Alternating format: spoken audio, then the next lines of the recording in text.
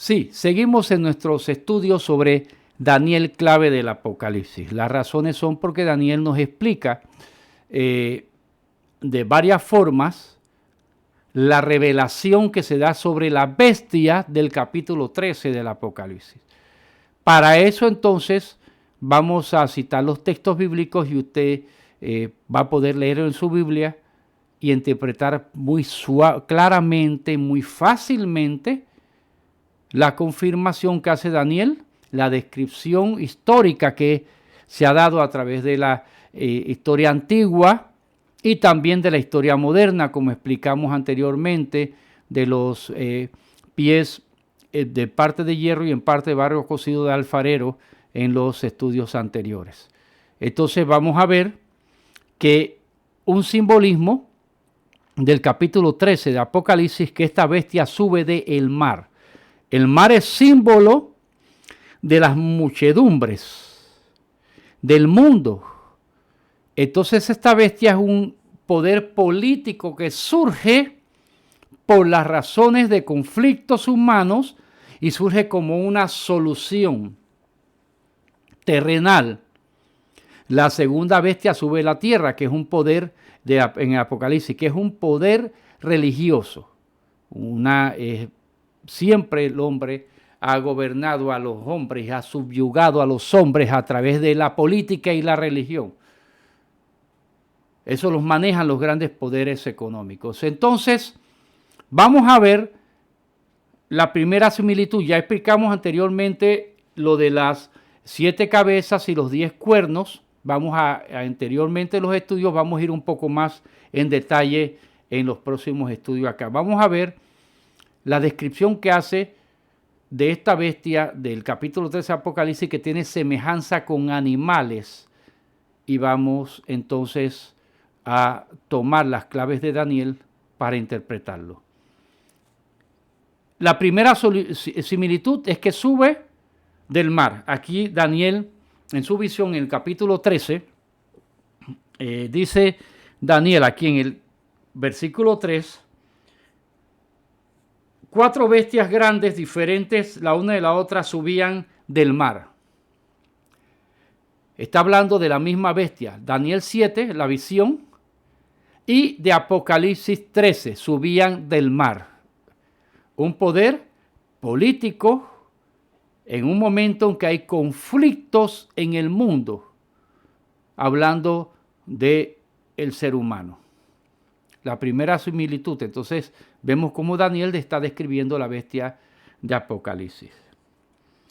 Entonces, si yo veo las bestias de Apocalipsis que dice que tiene 7 cabezas, ya lo explicamos anteriormente con respecto a la visión de Nabucodonosor en el capítulo 2, de la imagen impresionante de este hombre, compuesta por diferentes metales, oro, plata, bronce, hierro, y los pies en base de barro cocido y hierro, una mezcla. Ya dijimos esa parte.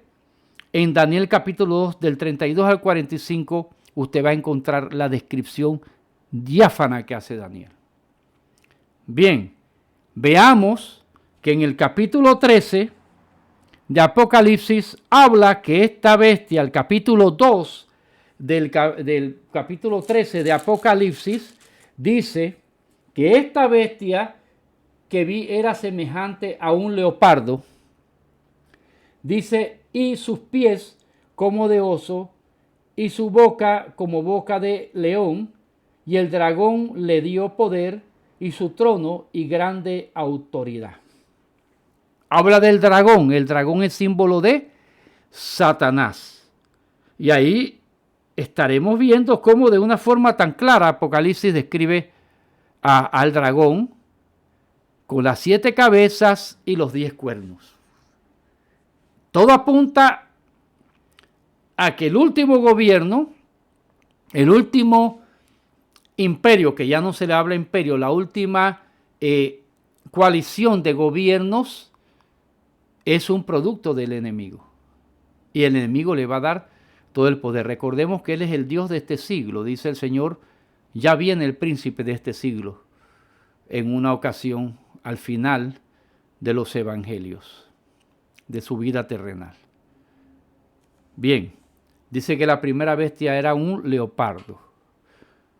Vamos a ver a qué se refería. En el capítulo 13 de Apocalipsis, versículo 2, repetimos, la primera bestia que se menciona es un leopardo. Entonces, ese leopardo es la parte de bronce del sueño de Nabucodonosor. Esa parte de bronce, entonces vamos a leer del versículo 6, acá de Daniel 7, 6 Daniel 7, sígalo ahí, anótelo. Dice, después de esto miré, y he aquí otra semejante a un leopardo. Estamos hablando de 4 bestias que ve Daniel. Esas 4 bestias que ve Daniel son las que han conformado la última bestia de Apocalipsis, que es el último gobierno mundial. Y es que dice que después de esto el gran trono blanco aparece. Significa que es lo último. Que combatirían contra los santos y los vencerían hasta que el Señor vendría, Dios Padre, y le daría el trono a sus santos. Aquí está hablando, cuando combita con los santos y los vencería, de Israel. Después el trono traído a todos sus santos, está hablando lógicamente de toda Israel y la iglesia. Algunos podrán tener otra idea, yo sostengo esto en mi opinión personal. Con 4 alas de aves. En sus espaldas tenía esta bestia 4 cabezas y le fue dado dominio. Para eso tenemos que remitirnos a la historia. ¿Qué imperio podemos identificar? Primero estamos identificando al imperio griego dirigido y que fue su artífice Alejandro Magno. Este imperio se divide en 4. Ahí estamos viendo las 4 alas. Se divide en 4. Porque con la muerte de Alejandro Magno, muy joven, sus 4 generales se dividen el imperio. La historia lo dice de una forma muy clara.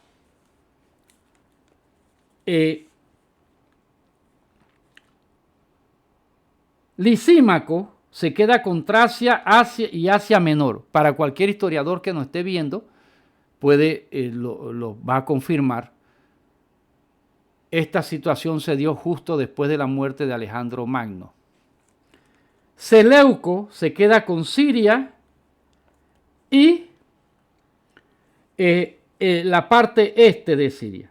Y esa parte geográfica. Recuerdo que estamos hablando de Europa, de Grecia, hacia la luna fértil, la media luna fértil, que es Asia, donde está Mesopotamia, donde está hoy en la actualidad Irak, Irán, esta parte de Asia que incluye Turquía, que vamos a ver aquí, cuando Ptolomeo Sóster se queda con Egipto.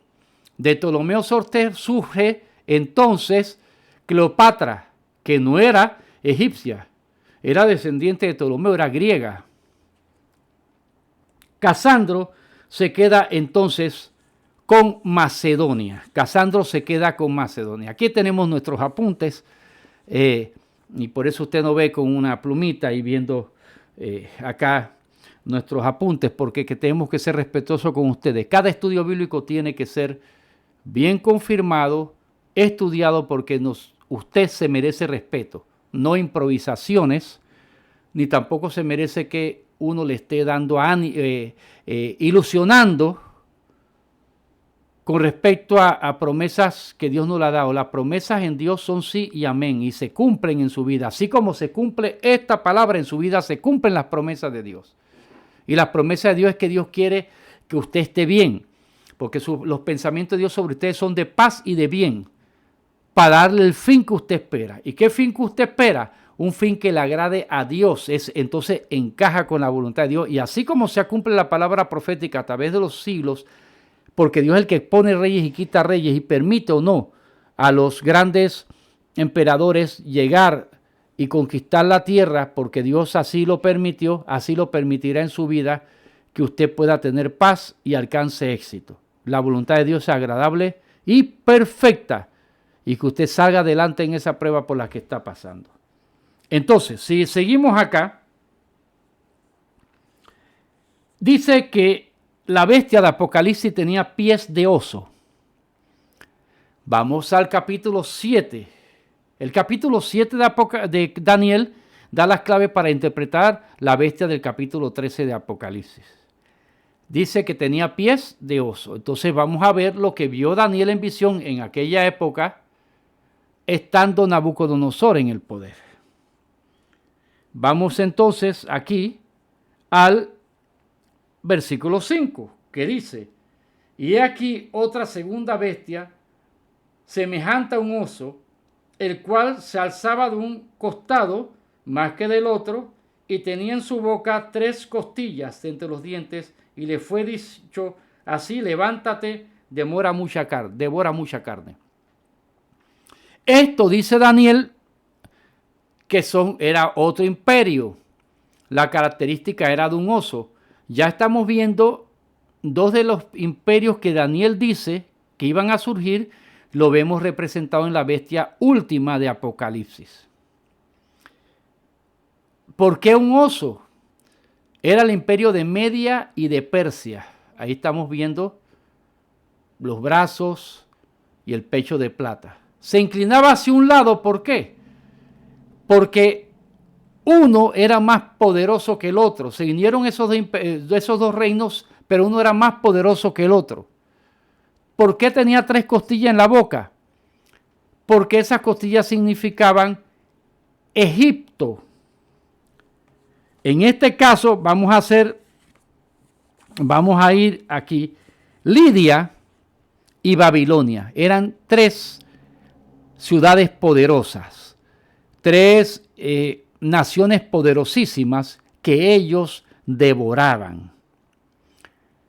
Porque era como un oso. Mire, ellos tenían, usaban de 300,000 a 1,000,000 de hombres militares en sus excursiones, en sus invasiones, como un oso. Diferente al leopardo que era Alejandro Magno, que no eran tantos, pero eran muy rápidos y muy ágiles. Y conquistaron a este imperio. Entonces, vemos ya 2 de las bestias o de las características de la bestia del capítulo 13 de Apocalipsis explicadas aquí en el capítulo 7 de Daniel.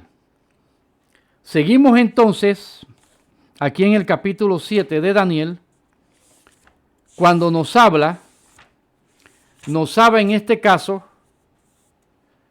de la otra característica que tenía la bestia del capítulo 13 de Apocalipsis, que en este caso vendría a ser el león. Para ver al león tenemos que ir entonces a versículo 4 del capítulo 7 de Daniel, y dice así: la primera era como león y tenía alas de águila. Yo estaba mirando hasta que sus alas fueron arrancadas, y fue levantada del suelo y se puso enhiesta sobre los pies a manera de hombre, y le fue dado corazón de hombre. Este león representaba la cabeza de oro de la visión de Nabucodonosor. Era el reino de Nabucodonosor. Entonces, y ahora en un momentito, en unos minutos, vamos a dar la conclusión para este otro estudio, y seguiremos en las otras semanas en los estudios de Daniel, clave del Apocalipsis. Y si usted sugiere, podemos dar estudios de otros temas, si usted lo sugiere aquí a través de los comentarios en nuestro canal. Entonces, vimos que en el capítulo 13 del Apocalipsis sigue diciendo la descripción de la bestia. Vamos a leerlo nuevamente para que estemos claros. ¿Qué dice? La bestia que viera semejante a un leopardo, ya lo vimos, y sus pies como de oso, ya lo vimos, y su boca como boca de león, ya lo vimos. Y al final decimos que el dragón le dio su poder y su trono y grande autoridad. Con esto podemos concluir, cuando vemos al dragón, que estamos acá, el dragón del capítulo 12 de Apocalipsis. El dragón en el capítulo 12 de Apocalipsis dice, el dragón escarlata, ese también es un color que simboliza a Satanás y el dragón simboliza a Satanás. Dice, también apareció otra señal en el cielo, he aquí un gran dragón escarlata que tenía 7 cabezas, Apocalipsis 13, la bestia de Apocalipsis 13. Y 10 cuernos en sus cabezas, 7 diademas, la bestia de Apocalipsis 13. Y su cola arrastraba la tercera parte de las estrellas del cielo. Cuando vas a Ezequiel, vemos en Ezequiel cómo se describe a Lucifer. Usted está viendo que dice que él arrastró la tercera parte de los ángeles. Aquí lo describe claramente porque los ángeles son llamados estrellas, según la Biblia. Y sigue diciendo, y el dragón se arrojó sobre la tierra y el dragón se paró frente a la mujer que estaba para dar a luz a fin de devorar a su hijo tan pronto como naciese. Su hijo era Jesucristo y la mujer es Israel. Y ese va a ser entonces el dominio que va a tener este dragón a través de el último imperio, el último reino que describe Apocalipsis en el capítulo 7 y Daniel lo señala como los pies en parte de barro cocido y en parte de hierro, y como la cuarta bestia que ve en su visión, de la cual hablaremos en el próximo estudio bíblico. Entonces él dice que es totalmente diferente a las demás. Cuando usted va al capítulo 13 ve que este animal, esta bestia es diferente a lo que Daniel usualmente había conocido, porque se veían, inclusive en la corte de Nabucodonosor, se veía el leopardo, se veía el oso y se veía el león. Es la costumbre de estos grandes emperadores tener estos animales. Pero esta tercera era una mezcla híbrida, una bestia híbrida, producto de todas estas cosas. ¿Por qué razón? Porque si vemos toda la civilización caldea de Mesopotamia, que vamos a ver a Persia, a Babilonia, a Media, la civilización griega y luego el imperio romano, fueron las que han dado la forma geopolítica al mundo que hoy tenemos. Fueron las que dieron realmente han hecho de la historia, han hecho la historia y la confirmación de todas las civilizaciones que hoy tenemos nosotros y que seguimos. Entonces, ¿a qué conclusión podríamos llegar en este estudio bíblico? A que la Biblia es clara y la Biblia especifica sobre estos reinos, lo confirma y la historia confirma que la palabra es inspiración de Dios porque prevé y profetiza lo que iba a suceder. Daniel habla de grandes reinos que iban a suceder uno al otro. La historia lo confirma plena y perfectamente.